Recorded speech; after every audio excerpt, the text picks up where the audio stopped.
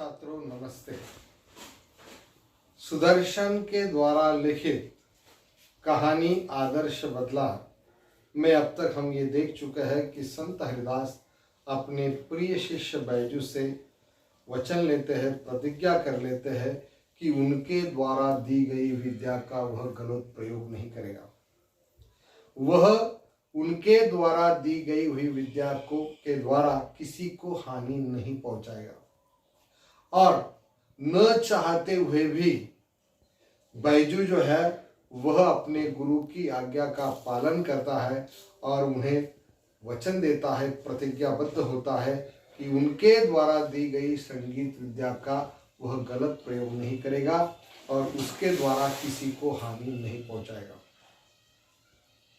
एक दिन आगरे की गली में एक नवयुवक गाते हुए जा रहा था। नगर के लोगों ने समझा कि शायद इसकी मौत आई है। वो सोचते थे कि चलो इस नवयुवक को बता दे कि आगरे की रीति क्या है। लेकिन जैसे ही यह नवयुवक के पास आगरे के लोग पहुंचे, नगर के लोग पहुंचे, वैसे ही वह मंत्रमुग्ध हो गए, स्वयं को भूल गए, क्योंकि उसके वाणी में एक जादू था, एक मधुरता थी।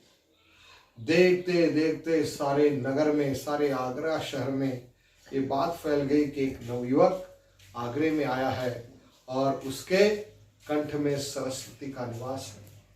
वह बहुत ही सुंदर गाता है, साक्षात गंधर्व कुमार है।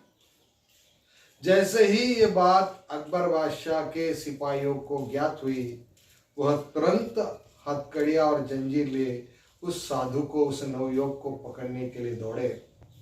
लेकिन जैसे ही वह उस साधु के पास पहुंचे, उसकी मधुरता, उसके गीत सुनने के बाद में वह अपने आप को भूल गए।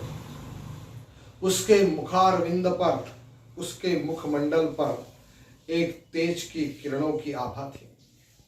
वह स्वयं को भूल गए, अपने कर्तव्य को भूल गए, हथकड़ियों को भूल गए, जंजीरों को भूल गए, अकबर बादशाह को भूल गए, अकबर बादशाह के हुक्म को भूल गए और वह उसके पीछे चलने लगे। देखते देखते आगरा का नगर समूह जो है उस साधु के पीछे चला जा रहा था। धरती मस्त थी, आसमान मस्त था, सारा माहौल मस्त हो चुका था।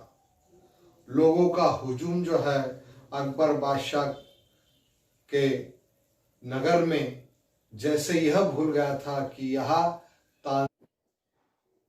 तानसेन के सिवा किसी का गाना मना था। जन समुदाय जो है वह उस बैजू, उस नवयुवक के पीछे लगातार चला जा रहा था।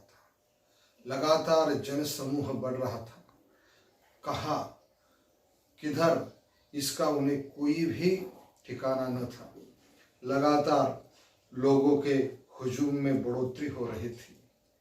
अचानक लोगों ने देखा कि वह एक ऐसी जगह आ गए हैं और यह उन्हें तब ज्ञात हुआ जब उस साधु ने गाना बंद किया और उन्हें यह ज्ञात हुआ कि वह तानसेन के महल के पास आ गए।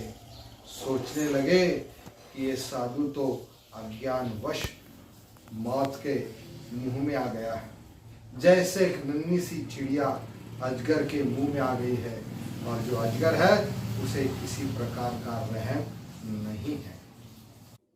जैसे ही तानसेन को यह आहट हुई कि उसके महल के बाहर काफी लोग इकट्ठा हुए हैं, वैसे ही तानसेन जो है अपने महल के बाहर आता है और आश्चर्य से देखता है कि इतने लोग मेरे महल के सामने इकट्ठा क्यों है। और देखते हैं कि एक नवयुवक साधु जो है वह सभी लोगों का प्रतिनिधि बनकर आगे खड़ा है और वह मुस्कुरा रहा है। तानसेन हैरानी में उस साधु की ओर देख रहे थे और तभी तानसेन ने कहा, तो शायद आपके गान गीत के कारण ही ये लोग आपके पीछे पीछे आए हैं, तो शायद आपके सिर पर मौत खड़ी है। तभी साधु मुस्कुराया। उस नवयुवक ने कहा, जी हाँ, मैं आपसे राग विद्या में चर्चा करना चाहता हूँ। तानसेन बड़े ही अलग ढंग से मुस्कुराते हुए वह उसका उत्तर देते हैं, तो अच्छा, आप मुझसे राग विद्या में चर्चा करना चाहते हैं। शायद आपको आगरे का नियम पता नहीं है। आप नहीं जानते कि अगर आप राग विद्या में मुझसे पराजित होते हैं तो उसका केवल एक ही दंड है, और वह है केवल प्राणदंड। और अगर आप इस प्रतियोगिता में मुझसे पराजित होते हैं तो आपको अपने जीवन से हाथ धोना पड़ेगा। आप नहीं जानते कि मेरे दिल में थोड़ा सा भी रहम नहीं है, थोड़ी सी भी दया नहीं है। मैं हरदम लोगों की मौत देखने के लिए तरसता हूँ। तभी शांत भाव से वह नवयुवक मुस्कुरा कर कहता है, तानसेन जी, मुझे अपने जीवन के प्रति मोह नहीं है। मेरे दिल में जीवन के प्रति कोई मोह नहीं है। इसी समय सिपाहियों को हथकड़ियों का ध्यान आया। वह तुरंत उस नवयुवक को हथकड़ियां पहनाने के लिए दौड़े। लोगों में श्रद्धा का भाव टूट गया, भक्ति का असर टूट गया।